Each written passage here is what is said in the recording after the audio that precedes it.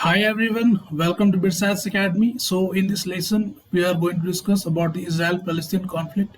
So recently आप लोगों ने न्यूज़ पढ़ी होगी कि लगभग हमास ने लगभग 1,500 से ज़्यादा जो रॉकेट लॉन्चर्स है उनको इसराइल के बहुत सारे सिटीज़ में उन्होंने लॉन्च कराया। ठीक है, तो ये जो इसराइल पैलेस्टीन का जो कॉन्फ्लिक्ट है वो क्या है, उसका हिस्टोरिकल बैकग्राउंड क्या है, जो इसराइल पीपल्स है, जो जूस कम्युनिटीज़ है उनका क्या कॉन्सर्न है, ये जो पैलेस्टीन कम्युनिटी है उनका क्या कॉन्सर्न है।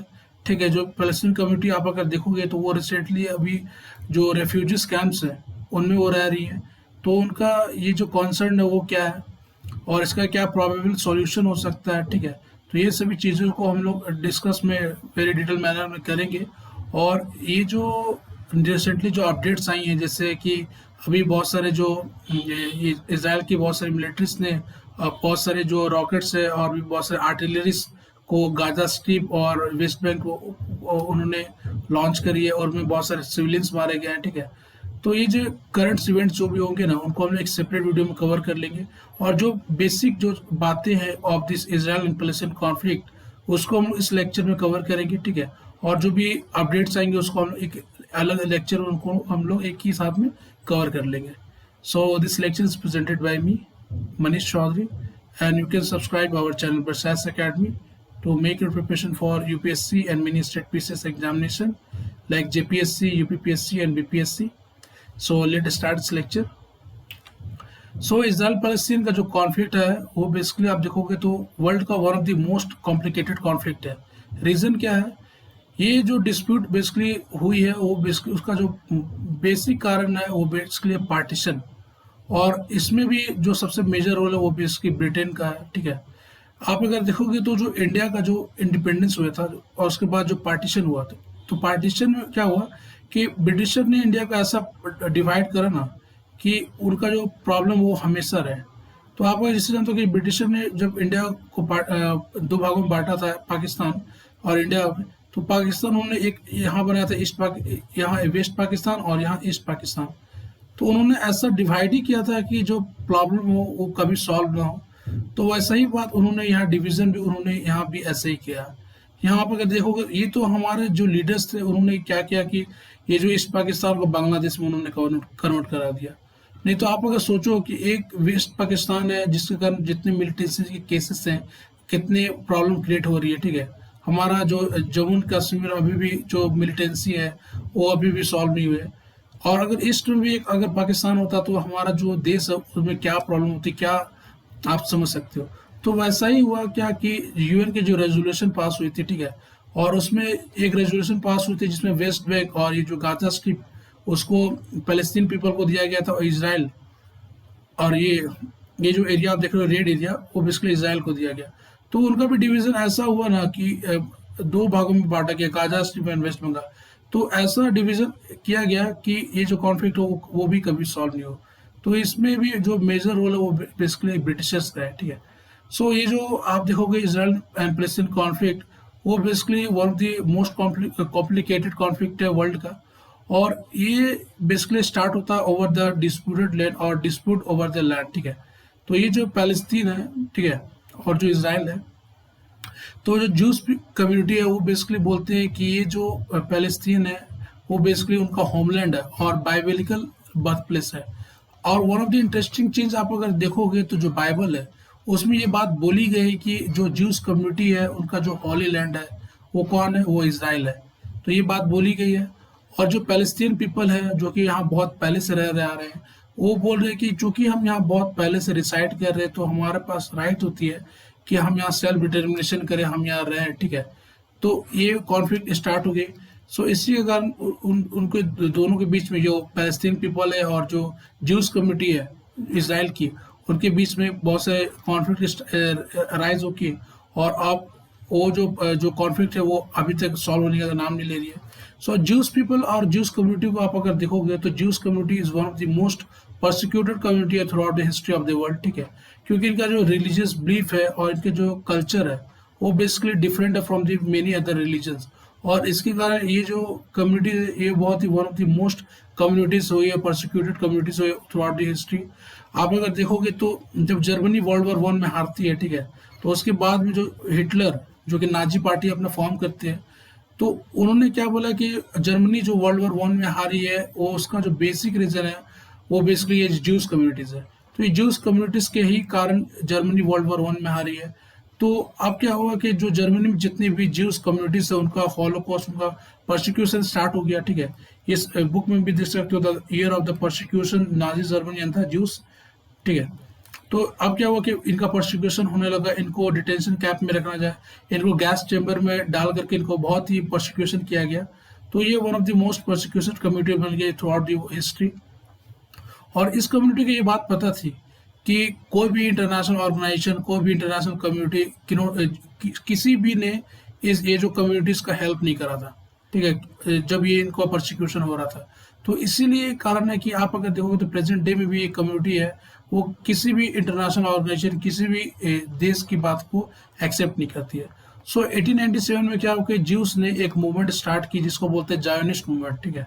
क्योंकि आप अगर देखोगे तो थ्रू आउट द जो वर्ल्ड है, ये जो ज्यूस कम्युनिटी का उनका परसिक्यूशन हो रहा है, तो ये परसिक्यूशन को फेस ना करना पड़े, जो ज्यूस कम्युनिटी है उन्होंने एक जायोनिस्ट मूवमेंट को उन्होंने स्टार्ट करा, ठीक है। और उन्होंने ये बात बोली कि हम लोग अपना एक जो हमारा जो होमलैंड है, हमारा जो एंसेस्टर ने हमारे लिए जो होमलैंड छोड़ा है, जिसको वो लोग इज़राइल बोलते हैं, वहाँ हम लोग जाएंगे और वहाँ हम लोग सेटल्ड होंगे, ठीक है। तो जो वर्ल्ड जायोनिस्ट ऑर्गेनाइजेशन है उनका क्रिएशन हुआ, ठीक है।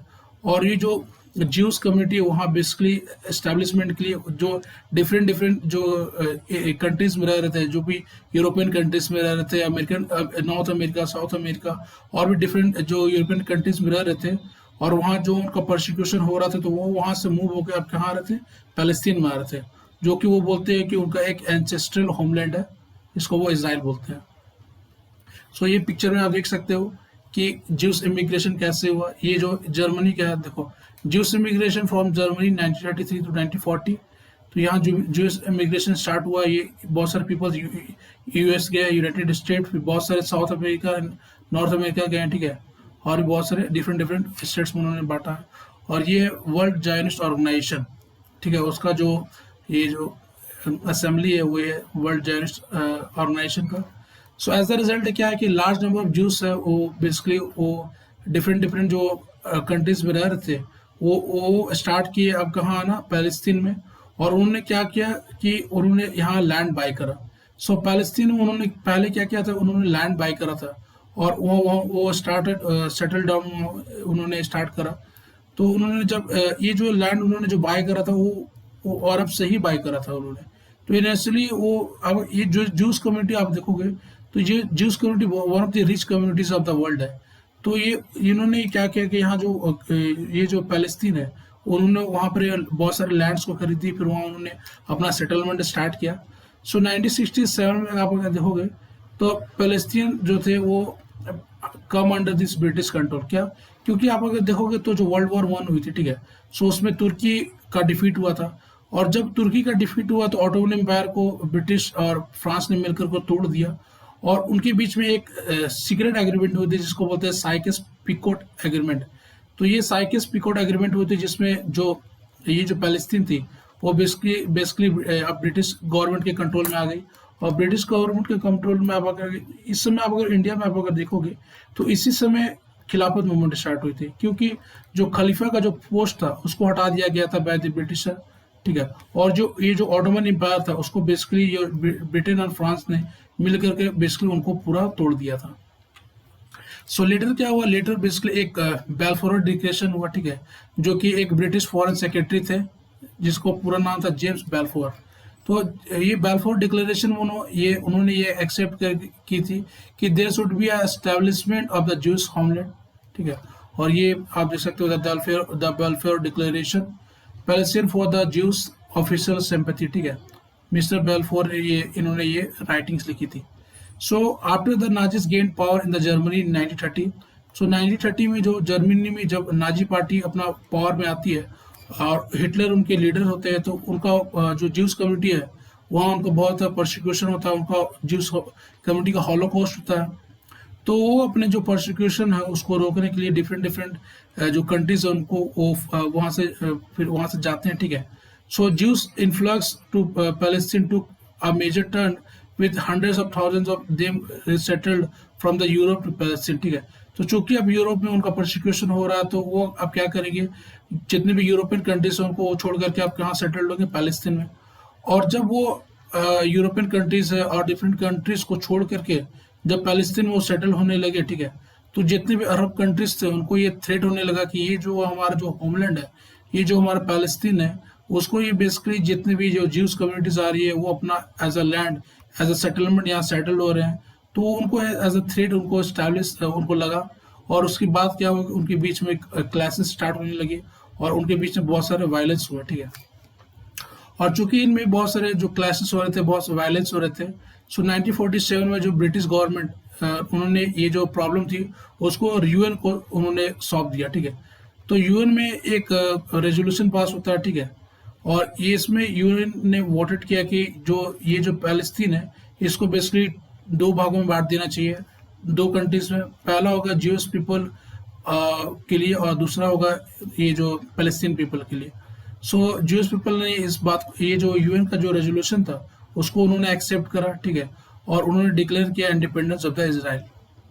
तो ये आप देख सकते हो, ये पहले पैलेस्तीन ऐसी थी, और जो फिर यूएन के बाद यूएन पार्टीशन जो 1947 में उन्होंने बताया था, तो ये जो वेस्ट बैंक है और ये जो गाजा स्ट्रिप है उसको दिया गया पैलेस्तीन पीपल को। ये भी जो ग्रीन एरिया देख ये भी पैलेस्तीन एरिया को दिया गया, और ये इसराइल था।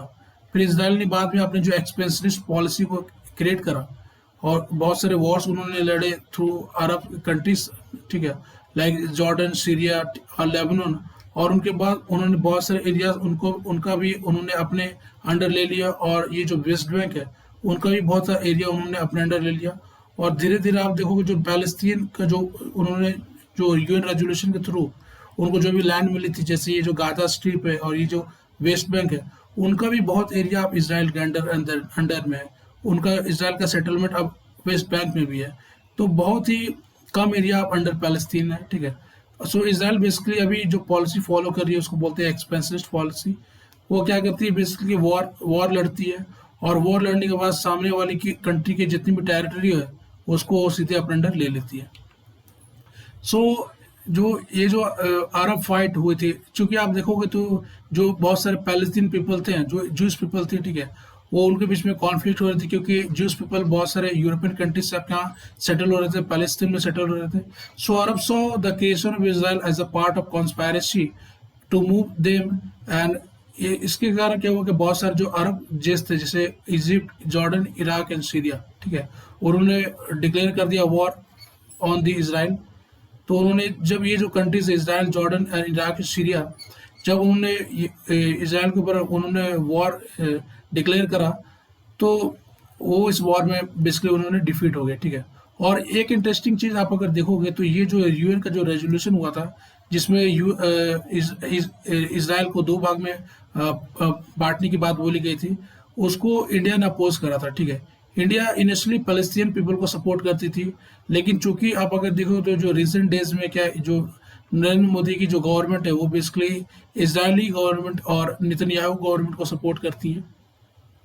और इवन द जो यूएन के जो ये रेजोल्यूशन पास हुए थे उसको गांधी जी ने बेसिकली डिजिग्नेट किया था as a crime against humanity, लेकिन इसके बावजूद आप अगर देखोगे तो इंडिया ने रिकॉग्नाइज किया इसराइल इन 1950। सो 1950 ने इसराइल में 1950 में इंडिया ने रिकॉग्नाइज किया इसराइल को। मतलब क्या कि आप अगर देखोगे तो इंटरनेशनल रिलेशन में क्या होता है, वो बेसिकली जो रिलेशंस होते हैं वो इंटरेस्ट पे काम करते हैं, ठीक है। जो पावर है वो बेसिकली डिसाइड करती है कि और इंटरेस्ट वो डिसाइड करती है कि एक नेशन का जो रिलेशन होगा वो दूसरे नेशन के साथ कैसा होगा। सो हर नेशन है जो इंटरनेशनल अफेयर्स है, इंटरनेशनल रिलेशन में अपने इंटरेस्ट के अनुसार इंटरेक्ट करता है विद डिफरेंट कंट्रीज, ठीक है। और international relation is basically struggle for power भी है। So at the end of war between the Israel and Arab countries the Israel emerge victorious, ठीक है। और इसके कारण क्या हुआ कि बहुत सारे जो एरियाज थे, ठीक है, उन्होंने इसराइल ने बहुत सारे ये जो अरब कंट्रीज है उनका बहुत सारे एरियाज उन्होंने अपने अंडर ले लिया। और ये जो वॉर हुई ना, the first Arab war between the Israel and अरब, जो कि 1948 में हुई थी, इसी वॉर के बाद इसराइल अपना जो एक्सपेंशनिस्ट पॉलिसी है उसको स्टार्ट करेगा। ठीक है। तो पहले तो वॉर नहीं हुई थी, लेकिन इसी वॉर के बाद वो क्या करेगा, जितनी भी अगर वॉर्स वो लड़ेगा तो वो जितनी भी टेरिटरीज को वो अपने अंडर कर सकता है उसको अपने अंडर लेने की कोशिश करेगा। So as a consequence of war, large number of Palestine either flee और were forced to move out of Israel and settle in the refugee camps near Israel border. ठीक है।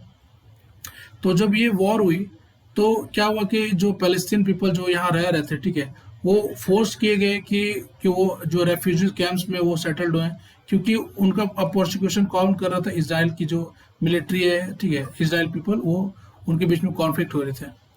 और ये आप देख सकते हो कि ये जो लेबनान के ट्रूप्स है, ये जो सीरियन ट्रूप्स है, इराक एंड सऊदी ट्रूप्स है, जॉर्डन ट्रूप्स है, इजिप्ट ट्रूप्स, तो ये सभी जितने ट्रूप्स हैं ये भी मिल करके इसराइल पर वॉर लड़ रही हैं। ये 1 2 3 4 5 अरब कंट्रीज मिल करके एक सिंगल कंट्रीज इसराइल को हरा नहीं पाती है। ठीक है। So, in the beginning of Palestine refugee crisis, which ultimately led to creation of the terrorist organization Palestine Liberation Organization. So, चूंकि आप अगर देखो तो इस जो इसराइल एंड पैलेस्टीन का कॉन्फ्लिक्ट इतना इंक्रीज हो गया कि पैलेस्टीन पीपल को रेफ्यूजीज कैंप में रहना पड़ा। ठीक है। एज अ रेफ्यूजी अपने ही कंट्रीज में वो अपना रेफ्यूजीज की तरह रह रहे। ठीक है। तो अब क्या हुआ कि बहुत सारे जो पैलेस्टीन पीपल थे उन्होंने इससे इंस्पायर्ड होकर अपने एक टेररिस्ट ऑर्गेनाइजेशन को क्रिएट करा जिसको बोलते हैं PLO, जो को पैलेस्टीन लिबरेशन ऑर्गेनाइजेशन है, जो कि 1964 में क्रिएट किया गया। आप इसका पिक्चर देख सकते हो, ये है PLO। और नेक्स्ट जो वॉर होता है वो होता है 1967 में। सो इसराइल का जो वॉर अब अरब कंट्रीज के साथ होगा वो 1967 में होगा। So in the 1967 the Israel launch the strike against this Egypt, Syria and Jordan. और ये जो 6 डे वॉर चल रहा था इसमें इसराइल ने बहुत सारे एरियाज को कैप्चर करा। और इसमें आप देखो तो गोलन हाइट्स है वो सीरिया से उन्होंने लिया। ये जो गोलन हाइट्स है ये उन्होंने सीरिया से अपने अंडर ले लिया। वेस्ट बैंक और ईस्ट जेरूसलम उन्होंने जॉर्डन से ले लिया। तो ये जो वेस्ट बैंक है और यहीं एक जेरूसलम है, तो उसको उन्होंने जॉर्डन से अपने अंडर ले लिया। और जो सिनेन पेंसुला है और ये जो गाजा स्ट्रिप है उन्होंने इजिप्ट से ले लिया। तो ये जो गाजा स्ट्रिप आप देख सकते हो और ये जो सिनेन पेंसुला है उसको भी उन्होंने इजिप्ट से अपने अंडर ले लिया। सो 1967 का जो वॉर था वो बहुत ही इम्पोर्टेंट था। ठीक है। क्योंकि इसी ये जो आप अगर देखो ये जो वेस्ट बैंक है और ये जो गाजा स्ट्रिप है ये अब किसके अंडर आ चुकी है, इसराइल के अंडर आ चुकी है। और इसी एरियाज में अब क्या है, बहुत सारे पैलेस्टीन पीपल रह रहे हैं, ऑलरेडी सेटल्ड है। क्योंकि यूएन के जो रेजोल्यूशन में उन्होंने जो गाजा स्ट्रिप और वेस्ट बैंक को किसके अंडर दिया था, पैलेस्टीन पीपल के लिए दिया था। और पैलेस्टीन पीपल यहाँ रिसाइड कर रहे थे। लेकिन जो ये वॉर हुआ 1967 का वॉर, उसके अंडर अब क्या हुआ, इसराइल ने ये जो गाजा स्ट्रिप और वेस्ट बैंक के भी बहुत सारे एरियाज को अपने अंडर ले लिया। उन्होंने बहुत सारे एरियाज को एनेक्स कर लिया। तो एनेक्स करने के बाद क्या हुआ कि चूंकि ये इसराइल ये पैलेस्टीन पीपल को दिया गया है, लेकिन ये अब किसके अंडर है, इसराइल के अंडर। और यहाँ बहुत सारे कौन पीपल रह रहे हैं, पैलेस्टीन पीपल रह रहे हैं। So Gaza and West Bank together known as occupied territory after 67 war. So 67 war जो हुई उसके बाद ये जो वेस्ट बैंक और गाजा स्ट्रिप जिसको इसराइल ने ऑक्यूपाइड किया उसको हम लोग क्या बोलते हैं अब, ऑक्यूपाइड टेरिटरी। क्यों? क्योंकि आप अगर देखोगे तो under the UN charter there is a law कि आप कोई भी अगर वॉर के थ्रू कोई भी अगर अनदर कंट्रीज का आप अगर टेरिटरी को एनेक्स करते हो, ठीक है, तो वो आप इनऑफिशियली आप वो आपके अंडर तो है, लेकिन ऑफिशियली आप उसको नहीं रिकॉग्नाइज कर सकते हो। और इंटरनेशनल कम्युनिटी भी है उसको रिकॉग्नाइज नहीं करती कि वो आपका पार्ट है। ठीक है। वो बेसिकली एक डिस्प्यूटेड एरिया हो सकता है और वो बेसिकली एक ऑक्यूपाइड टेरिटरीज हम लोग उसको बोल सकते हैं। सो इस ये जो 6 डे वॉर हुई थी, ठीक है, तो उसमें यूनाइटेड नेशन सिक्योरिटी काउंसिल ने एक रेजोल्यूशन पास करा था और वो रेजोल्यूशन का नाम था लैंड फॉर पीस। ठीक है। सो ये जो land for peace resolution pass की, उन्होंने ये बात बोली कि Israel should return the capture areas back to the defeated nation. ठीक है। सो जो भी डिफीटेड नेशन है जो कि इजिप्ट है, सीरिया है, जॉर्डन है, लेबनान है, ठीक है, तो इन सभी एरियाज को जो 6 डे वॉर में इजराइल ने जितनी भी उनकी टेरिटरीज को उन्होंने एनेक्स करा है उसको ये रेजोल्यूशन के अंडर वो वापस कर दे। और यूनाइटेड नेशन सिक्योरिटी काउंसिल आप देखोगे तो ये one of the most powerful body of the UN. और इसी का रेजोल्यूशन एक एज ए रेजोल्यूशन होता है जो कि बाइंडिंग होता है ऑन द स्टेट। ठीक है। जो भी स्टेट है वो इनके रेजोल्यूशन को मना नहीं कर सकती है। सो इसके बावजूद भी आप अगर देखोगे तो जो इसराइल है उन्होंने ये जो लैंड उन्होंने जो एनेक्स करा था उसको उन्होंने वापस नहीं करा।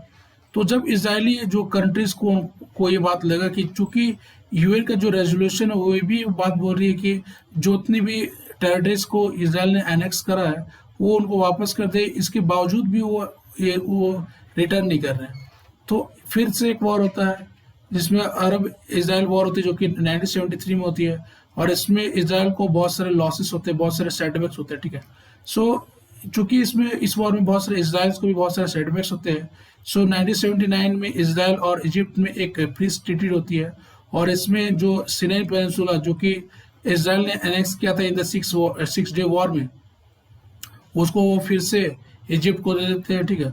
और इजिप्ट बनता है पहला अरब कंट्रीज जो ऑफिशियली रिकॉग्नाइज करता है इसराइल एज अ स्टेट, ठीक है।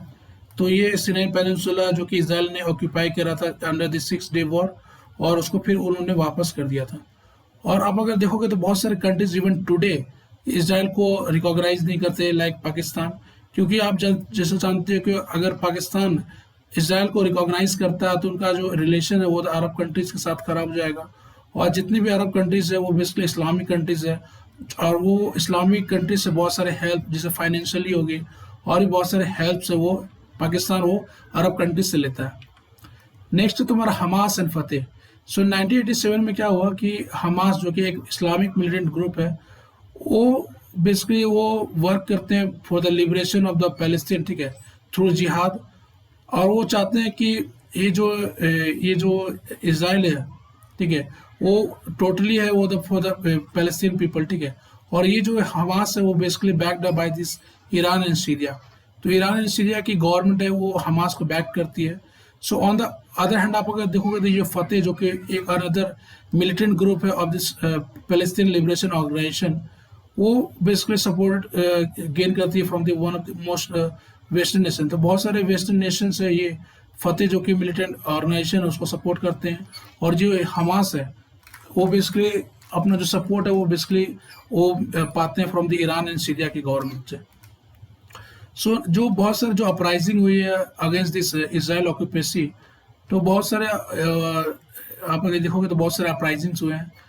फर्स्ट अपराइजिंग हुई थी वो बेसिकली हुई थी tension between Israel and Palestine escalated with the Israel increase settlement in the West Bank and the Gaza strip, ठीक है। तो फर्स्ट जो ये जो अपराइजिंग हुई थी बिटवीन दिस और कॉन्फ्लिक्ट हुई थी, मेजर कॉन्फ्लिक्ट हुई थी बिटवीन द सिविलियंस ऑल्सो, ये हुई थी जब इसराइल ने बहुत सारे अपने सेटलमेंट को इंक्रीज कर दिया था इन the West Bank and the Gaza strip. आप अगर इस मैप को देखोगे तो ये जो ब्लू एरियाज है, ठीक है, और ये जो एरियाज है, ये जो एरियाज हो वो बेसिकली इसराइल ने अपने अंडर ले लिया। मतलब जो वेस्ट बैंक जो कि पैलेस्टीन पीपल को दिया गया था उसके अंडर में भी आप क्या करें, इसराइल अपने सेटलमेंट को बनाया जा रही है, अपने म्यूनिसिपैलिटीज बना रही है, अपने रोड्स कंस्ट्रक्शन कर रहे हैं, ठीक है। और वो क्या कर रहे हैं, जो पैलेस्टीन पीपल को वो यहाँ से ड्रिवन आउट कर रहे हैं, ठीक है। और Palestine living which is in the West Bank and the Gaza Strip formatted to rights began in 1987 known as first intifada, ठीक है। तो इसमें आप देखो जो पैलेस्टीन पीपल जो कि वेस्ट बैंक में रह रहे हैं उनको उनकी ही जगह से हटाया जा रहा है। नेक्स्ट क्या होता है वो है ओस्लो पीस अकॉर्ड, ठीक है। सो यूएस और रशिया ये मिलकर के एक ओस्लो पीस अकॉर्ड स्टैब्लिश करती है 1993 में, और इसमें इसराइल एंड जो पैलेस्टीन लिबरेशन ऑर्गेनाइजेशन है वो एक ओस्लो पीस अकॉर्ड साइन करते हैं, ठीक है।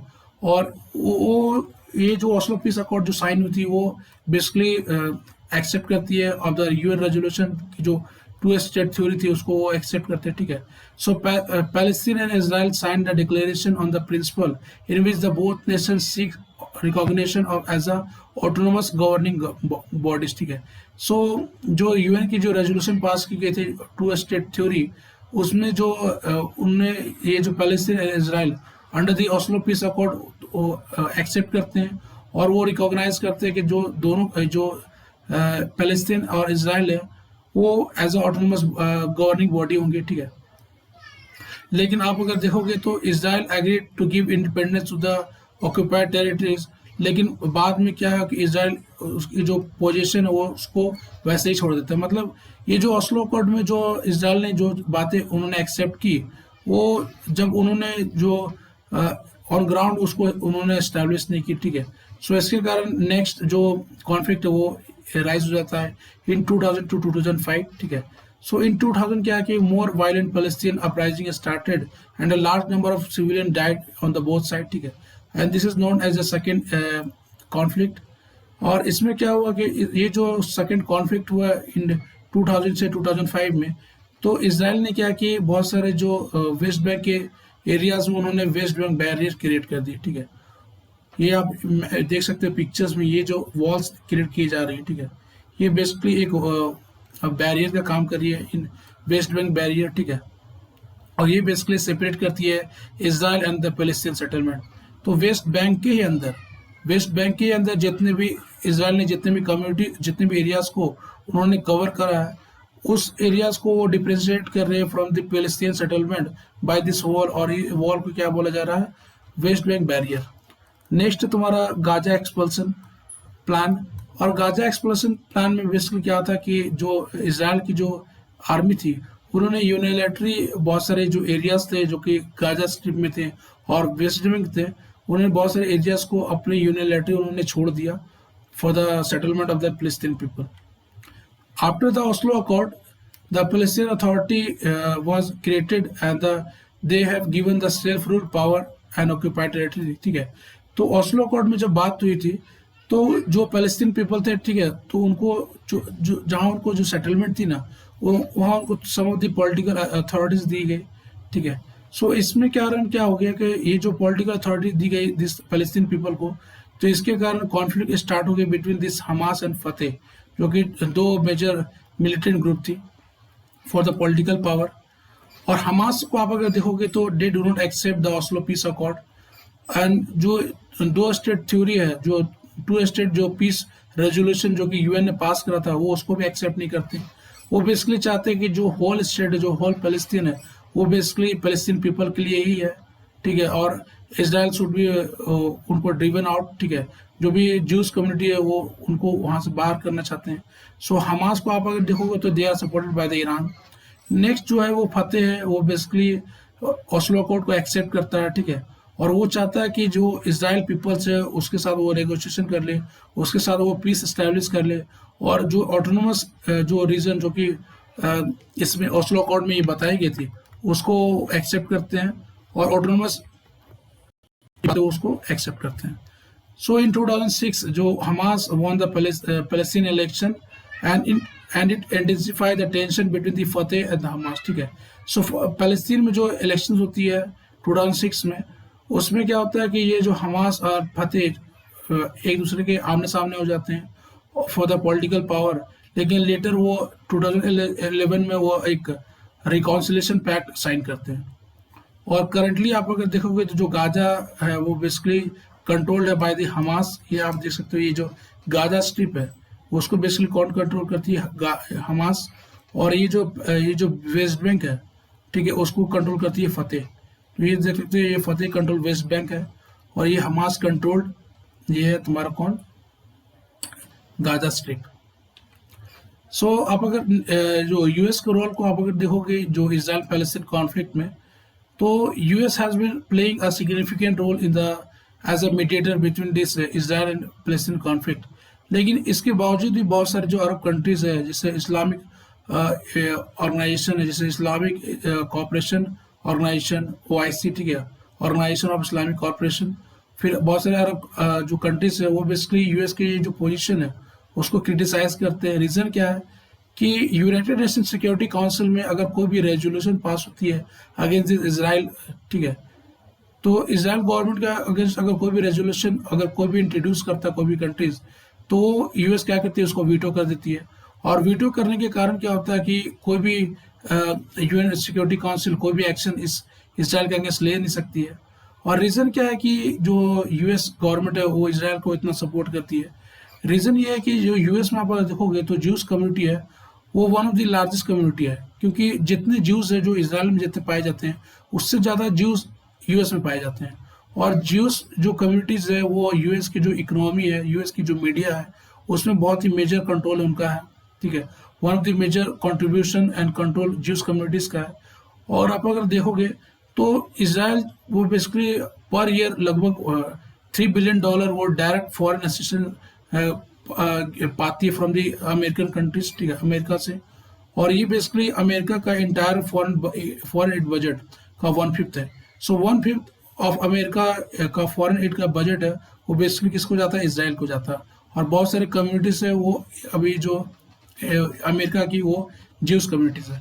सो यूनाइटेड स्टेट चूंकि बहुत सारे रेजोल्यूशन को वीटो कर देती है, और यूनाइटेड स्टेट बेसिकली ये भी नहीं चाहती कि जो पैलेस्टीन है उनको स्टेट्यूट का जो अहदा है उसको मिले, ठीक है। सो जो पैलेस्टीन के जो पीपल है उनको पैलेस्टीन को एज अ स्टेट्यूट वो यूएस नहीं चाहती है कि उनको स्टेट्यूट का दर्जा मिले इन द यूएन। नेक्स्ट तुम्हारा कि what does the Palestine want, कि पैलेस्टीन जो पीपल उनका क्या डिमांड है। सो आप अगर देखोगे तो पैलेस्टीन पीपल चाहते हैं कि जो इजराइल की जो पोजीशन थी, ये जो यूएन ने बेसिकली जो रेजोल्यूशन के थ्रू जो 2 स्टेट्स पास करी थी, वो जो सिचुएशन थी वो उसको पहले से फिर से चाहते हैं, ठीक है। और इजराइल बेसिकली चाहते हैं कि जो इजराइल की जो एक्सपेंशनिस्ट पॉलिसी है उसको इजराइल छोड़ दे और वो पीस टॉक्स एस्टैब्लिश करे विद दिस पैलेस्टीन पीपल, ठीक है। और जो पैलेस्टीन पीपल जो कि रेफ्यूजीज कैंप में रिसाइड कर रहे हैं due to present day conflict, वो उनको राइट मिले कि वो पैलेस्तीन में आकर को रिसाइड कर सकते हैं, ठीक है। और जो ईस्ट जेरूसलम है वो बेसिकली चाहते हैं कि जो पैलेस्तीन की कैपिटल बने। सो ये जो आप देख रहे हो, ये जो ईस्ट जेरूसलम, वो उनको चाहते हैं कि अपना जो पैलेस्तीन का कैपिटल एस्टैब्लिश करना। और ये प्रेजेंट डे में ईस्ट जेरूसलम वो इसराइल के अंडर में। ये यूएस की एम्बेसी है और ये यूएन जोन है जो कि यूएन के अंडर में है। और इसराइल का क्या डिमांड है, तो इसराइल बेसिकली चाहते हैं over the sovereignty of the Jerusalem, ठीक है। सो जेरूसलम के ऊपर सॉवरेंटी इसराइल चाहती है, और वो बेसिकली चाहती है कि जितने भी इसराइल है उसको वो as a Jews state establish करना चाहते हैं, ठीक है। So they want create Israel as a Jews state. और इसमें आप अगर देखोगे तो ये बात नोटिस करने की चीज़ है कि इसराइल ही ऐसा एक कंट्री है जो कि एक पार्टिकुलर कम्युनिटी के लिए बनाई गई है। आप अगर देखोगे तो बहुत सारे कंट्रीज है जो कि रिलीजियस कंट्रीज है, मीन्स कि वहाँ जो डोमिनेंट जो रिलीजन है उसको ऑफिशियली रिलीजन डिक्लेयर कर दिया गया है। जिससे आप देखो तो पाकिस्तान वो इस्लामिक कंट्रीज है, बहुत सारे अरब जैसे वो इस्लामिक कंट्रीज है। लेकिन ये क्या है कि ये जो इसराइल है वो बेसिकली एक पार्टिकुलर कम्युनिटी की बनाई गई है, जिसको जो ज्यूस कम्युनिटी। और कोई भी देश आप देखोगे तो वो कोई भी पार्टिकुलर कम्युनिटी के लिए नहीं बनाई गई है, बट लेकिन वो पार्टिकुलर रिलीजन के लिए तो बनाई गई है। और वो बेसिकली चाहते हैं कि जो right of return of the Palestine refugees है वो बेसिकली केवल पैलेस्तीन के लिए, पैलेस्तीन जो एरियाज है वहाँ के लिए और ना कि इसराइल के लिए, ठीक है। तो कोई भी जो पैलेस्तीन रेफ्यूजीज है वो इसराइल नहीं आ सकते, वो केवल पैलेस्तीन जा सकते हैं, ठीक है। और जो ये जो जेरूसलम है उनका क्या इंपॉर्टेंस है, तो ये जो जेरूसलम प्लेस है वो बहुत ही होली प्लेस है बहुत सारे रिलीजियस का, ठीक है। जैसे इस्लाम हो गए, जुडाइज्म हो गए, उसका होली प्लेस है, ठीक है। तो इसके कारण ये जो जेरूसलम उसका इंपॉर्टेंस बढ़ जाता है। So this is all about this article. So thanks for watching us, and जो अपकमिंग अपडेट्स होंगे उसको मैं सेपरेट वीडियो में कवर कर दूंगा। So thanks for watching us, and you must subscribe our channel BITSATs Academy. So thank you.